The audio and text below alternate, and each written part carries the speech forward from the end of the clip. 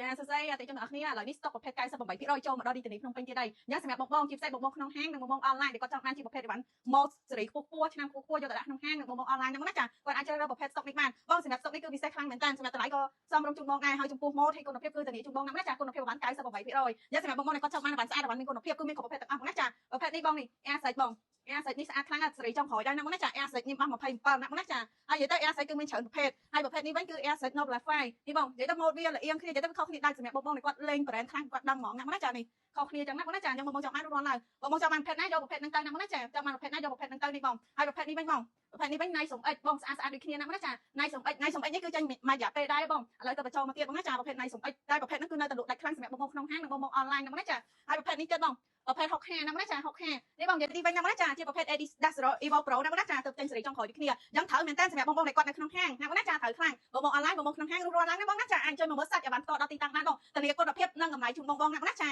សម្រាប់ព័ត៌មានបងអាចឆាតចូល page ឬមួយ add លេខ Telegram បានបង060 23 ក្រេ4ឬមួយក៏បងចង់សុំទីតាំងគឺបងចាលេខ Telegram មកខាងខ្ញុំ pin ទីតាំងជូនបងណាបងណាចា